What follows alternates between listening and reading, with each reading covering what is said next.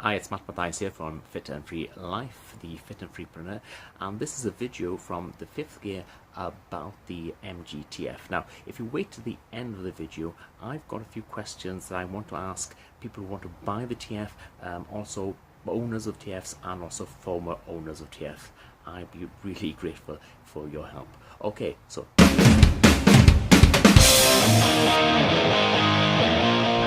when the MGF was launched just over 6 years ago, the majority of the motoring press didn't exactly give it rave reviews. But, as usual, you ignored our warnings. We love it.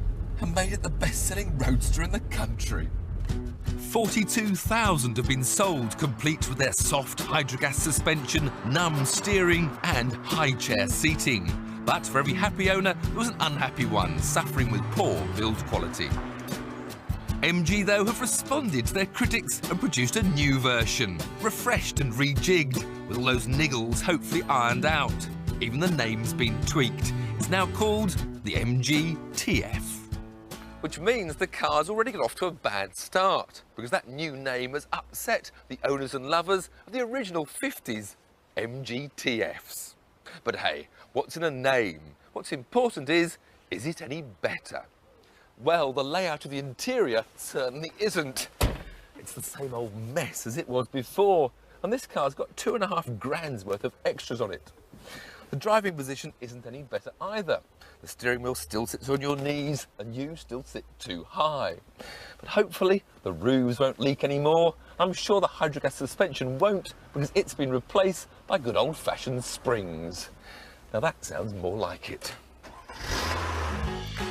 And it feels more like it as well, because those springs have sharpened up the MG's manners, and with a quicker steering rack, provided a much sportier driving experience. This top-of-the-range 160 model is priced at a fiver under 20 grand, with 135 and 115 versions starting at 15,750. All of them have the same new, sharper look, with a more macho appearance, but the fact remains that there's only so much you can do with a makeover. And the other thing you notice is how the increase in torsional stiffness of the car has reduced all that dreaded scuttle shake that so plagued the old MGF. Here's a pothole in one of those, and everything feels like it's shaking itself to bits. So, better to look at and better to drive. The little MG sports car may have lost some of its on-road comfort, but it's gained a sharpness that promises a much more involving drive on a track. But sadly, it doesn't deliver it. From what felt a surprisingly stiff car on the roads, has become a bit of a soft lozenge on this racetrack. And that wind noise is driving me balmy, only 85 miles an hour, and I can hardly hear myself talk. My main problem is the fact that the car just understeers, and however much you lift off the throttle, it doesn't adjust like you want a car to do that's responsive. Okay, if you have a chicane, you can fling it right and then left and have a bit of fun, but I want more. But what do I get? Just more understeer. Look, I can do the steering wheel like that through the corner, and nothing happens. Now, there's no doubt that it's a much better car than the old MGF.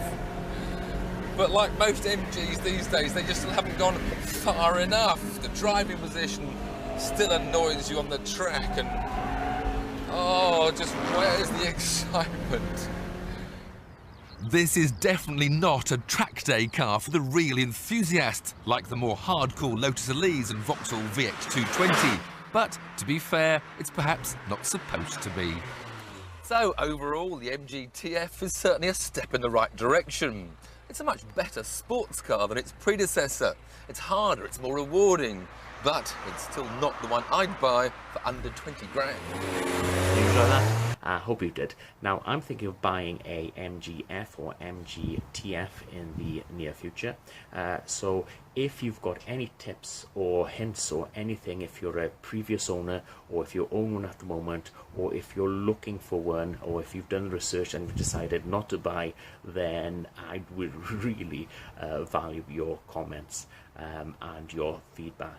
Anyway, that's that.